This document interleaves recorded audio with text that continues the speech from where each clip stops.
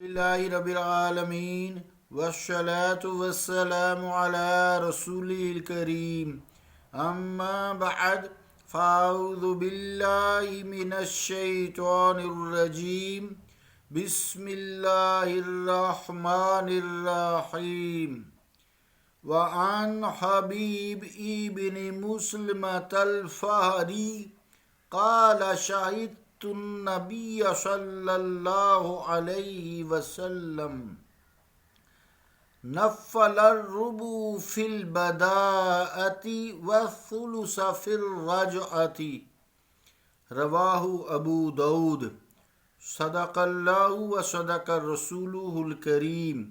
عزیزان گرامی قدر، السلام علیکم ورحمۃ اللہ وبرکاتہ۔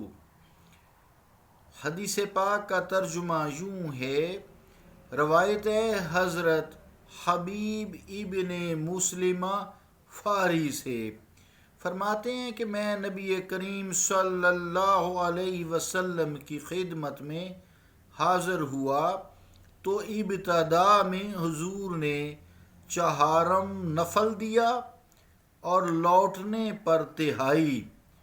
ابو داؤد۔ اللہ اور اس کے رسول کا قول سچا ہے۔ عزیزان گرامی قدر، آپ کرشی فاری ہیں۔ حضرت جو حبیب ابن مسلمہ ہیں کرشی فاری ہیں۔ آپ کو حبیب روم کہا جاتا تھا کیونکہ آپ نے روم پر بہت جہاد کیے۔ بڑے بزرگ مقبول الدعا صحابی ہیں۔ 42 ہجری میں شام میں وفات پائی۔ حضرت عمر فاروق رضی اللہ تعالی عنہ نے آپ کو الجزائر پر حاکم بنایا تھا۔ حدیث پاک کی طرف توجہ فرمائیں۔ مراد یہ ہے کہ جب فریقین جہاد میں دونوں لشکروں کا جو میدان جنگ میں جہاد کے لیے جب پہنچ چکا ہو، یعنی دو لشکر ہیں، ان کا ایک حصہ میدان جنگ میں پہنچ گیا، یعنی ایک اسلامک لشکر ہے، اس کے دو حصے ہیں، ایک فوج پہلے پہنچ رہی ہے، اس کے بعد پیچھے لشکر کی شکل میں کمک جسے کہتے ہیں وہ دوسری پیچھے آ رہی ہے۔ تو جو باقی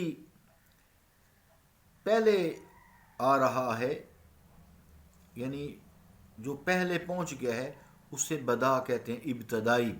قرآن مجید کا لفظ ہے بدیع السماوات والارض۔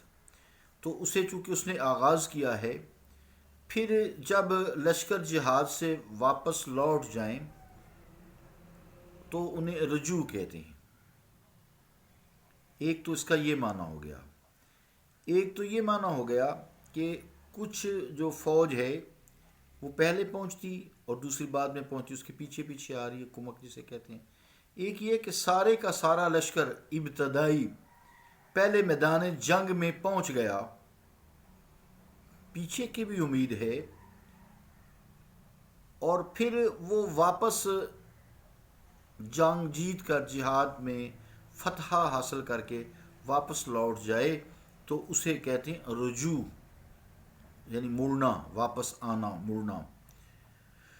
تو بدا والوں کی جنگ چونکہ آسان ہوتی ہے، ایک تو وہ تازہ دم ہوتے ہیں، دوسرے یہ امید ہوتی ہے کہ ان کے پیچھے لشکر ان کی مدد کو آ رہا ہے، ان کو کمک پہنچ جائے گی، ان کی مدد آ جائے گی۔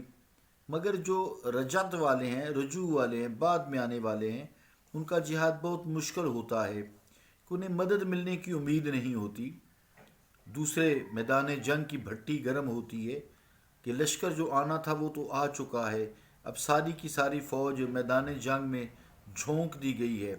اس لیے حضور کریم علیہ السلام نے جو ابتدائی فوج ہے ان کا مال غنیمت میں سے جو نفل ہے، حصہ ہے، وہ کم دیا ہے، یعنی چہارم دیا ہے، اور جو واپس آنے والے ہیں، جو یعنی جنہوں نے مشکل وقت میں جہاد کیا ہے، ان کو زیادہ دیا ہے، یعنی جتنا بھی مال غنیمت تھا اس کا تہائی حصہ ان میں بانٹا ہے۔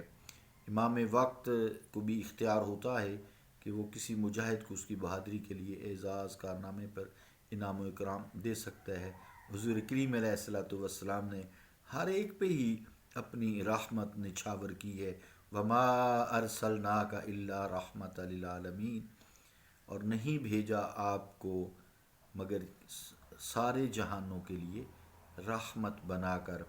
اللہ تعالی ہمیں دین اسلام کو سمجھنے کی توفیق عطا فرمائے، عمل کی توفیق عطا فرمائے، اور خصوصی طور پر ہماری اولادوں میں، ہم میں جذبہ جہاد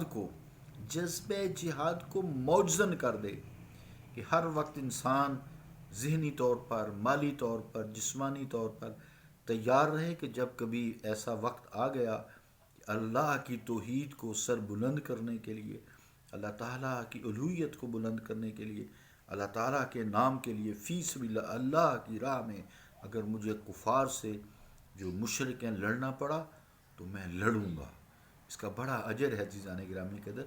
حدیثوں میں آتا ہے کہ اگر اس کی موت بستر پر بھی ہو جاتی ہے لیکن وہ یہ نیت دل میں رکھے تو وہ شہیدوں میں اس کا شمار ہوگا۔